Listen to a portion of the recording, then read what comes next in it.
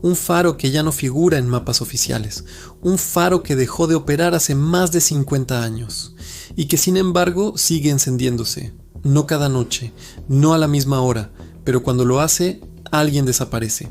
La torre se alza solitaria sobre el borde del precipicio, erosionada por la sal y el tiempo. Sus ventanas están rotas, la puerta principal, hinchada por la humedad, apenas se sostiene en las bisagras. Dentro, el eco de los pasos se multiplica como si el edificio no estuviera vacío, porque quizá no lo está.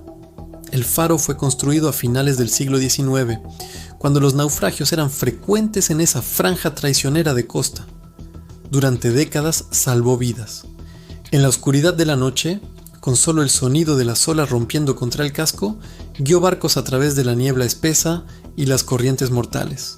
Fue símbolo de esperanza, hasta que comenzaron las señales. Los primeros reportes hablan de interferencias extrañas en la luz. El haz no giraba con regularidad, se detenía, parpadeaba, dibujaba patrones imposibles sobre el mar. Los pescadores afirmaban que no era un fallo mecánico. Decían que la luz estaba respondiendo. Uno de ellos juró que al observarla desde su embarcación, el haz parecía detenerse directamente sobre su barco, como si lo estuviera señalando. 3 días después, ese pescador no regresó. Oficialmente fue una tormenta, pero el mar estaba en calma. Con el paso de los años, los cuidadores del faro comenzaron a cambiar con demasiada frecuencia.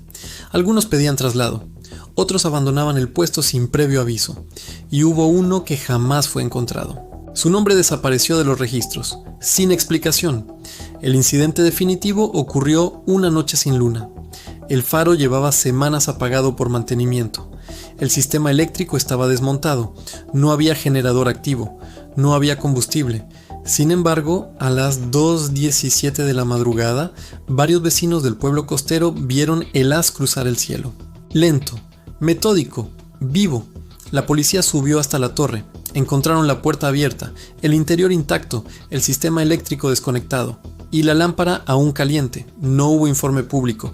2 meses después, llegó la orden oficial. El faro quedaba clausurado para siempre. Pero esa noche y la siguiente, algo inexplicable sucedió. La luz no obedeció. No hay patrón regular. No sigue calendario. No coincide con mareas ni tormentas. Y siempre en los días que siguen a esa noche, la niebla se disipa y el sol vuelve a brillar. Pero una sombra permanece, porque siempre alguien falta en el pueblo. Un excursionista, un marinero, un adolescente. La estadística no es lo suficientemente alta como para generar pánico nacional, pero sí lo bastante constante como para que nadie quiera mirar directamente cuando la luz vuelve a encenderse. Porque hay algo más. En los últimos años, varios curiosos han intentado grabar el fenómeno. Las cámaras fallan, las baterías se descargan, el audio se distorsiona, pero entre todo el ruido, en una de las grabaciones, si prestas mucha atención, hay algo. Un sonido apenas perceptible que no debería estar ahí, algo que lo cambia todo. Un pulso, un patrón, como si la luz estuviera emitiendo un mensaje. No es código Morse oficial, no coincide con ningún sistema de señalización marítima. Es otro lenguaje, uno que no entendemos, pero sentimos. Un código que se repite, una y otra vez, como un eco en la distancia. Un susurro que parece llamarnos. Algunos investigadores independientes han propuesto una teoría inquietante, que el faro no guía barcos, guía personas, que su haz no busca salvar, busca atraer, que funciona como un faro invertido, no ilumina para evitar la muerte, ilumina para convocarla, y hay quienes creen que la torre nunca fue solo una estructura marítima.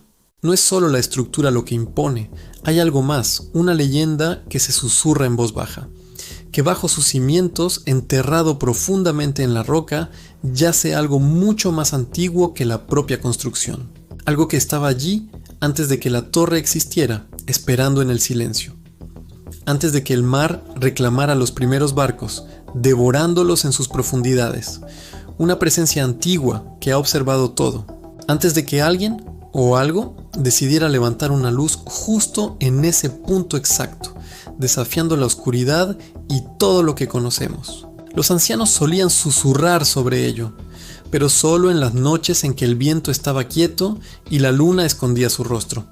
Hablaban de la oscuridad sin estrellas, una negrura sofocante donde el cielo no ofrecía consuelo.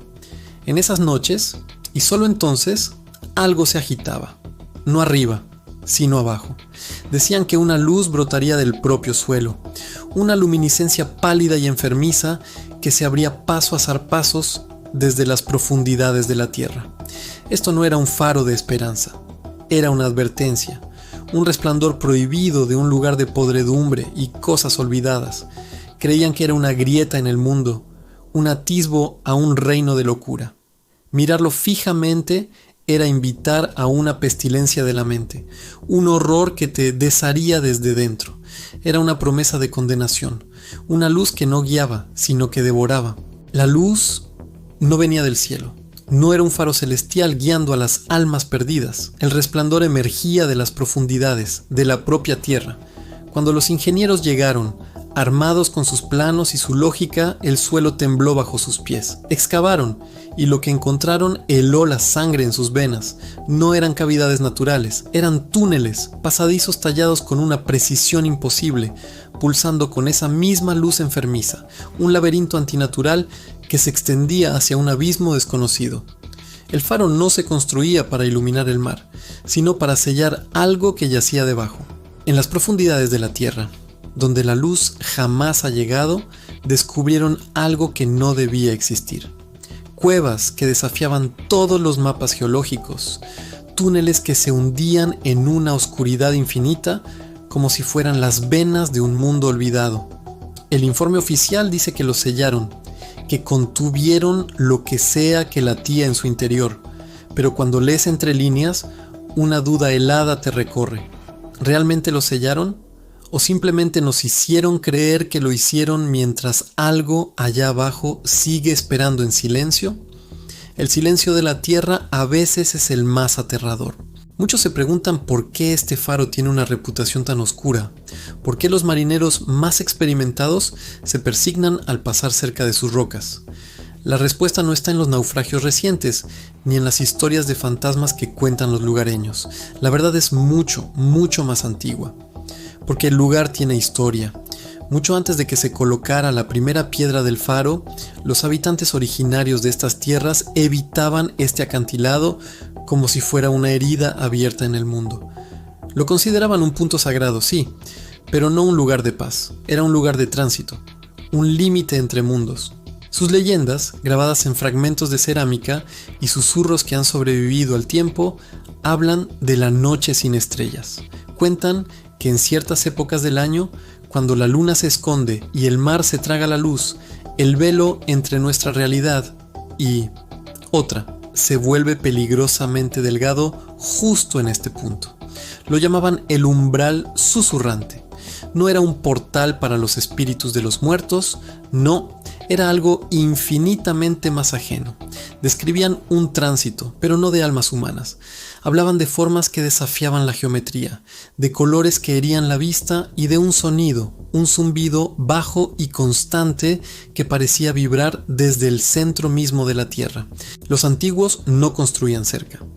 Sus asentamientos se encontraban a leguas de distancia, siempre con la espalda vuelta al acantilado.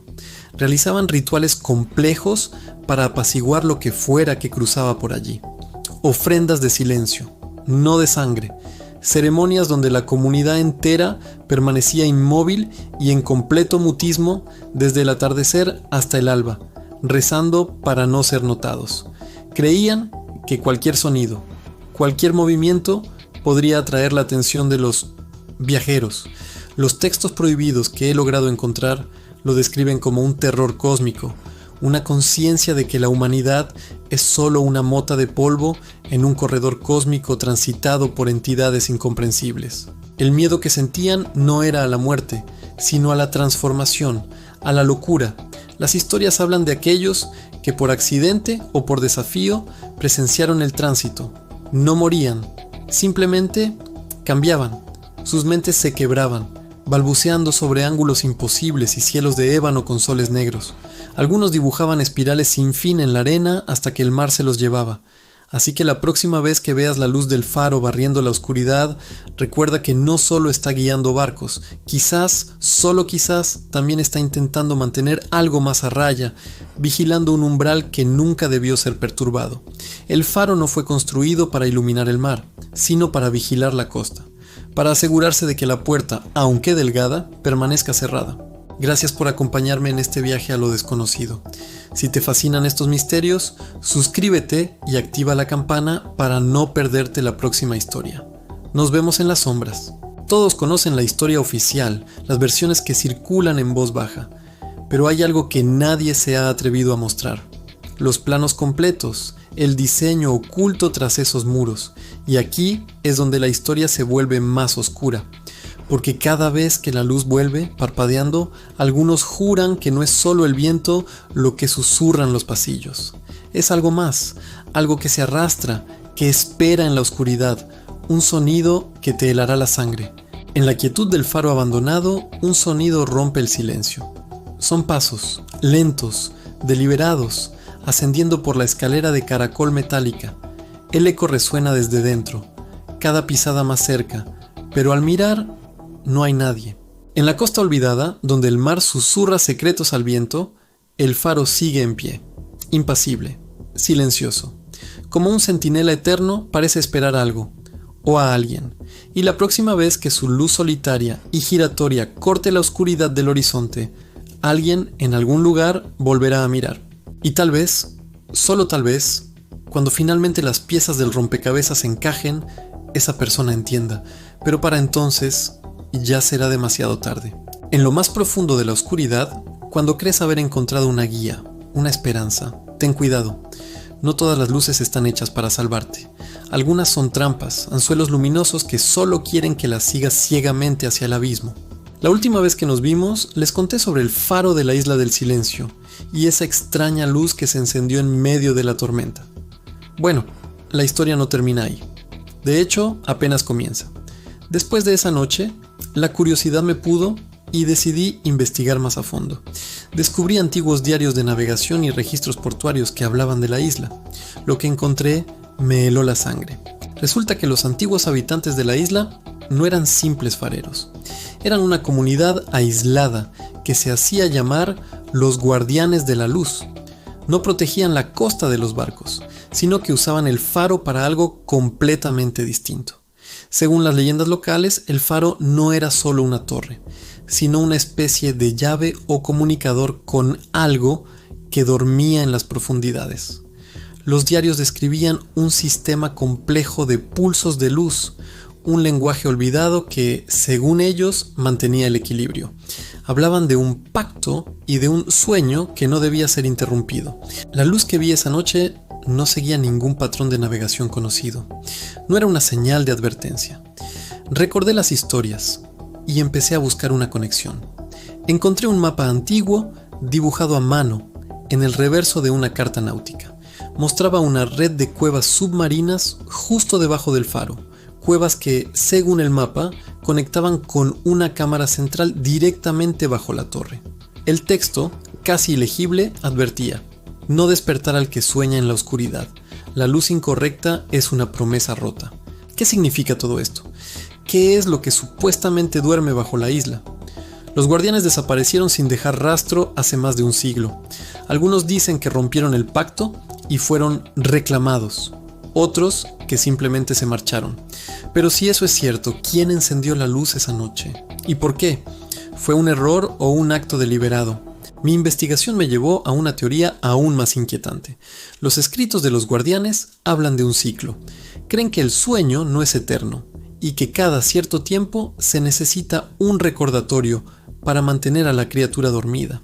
Este recordatorio es una secuencia específica de luz, una especie de canción de cuna luminosa.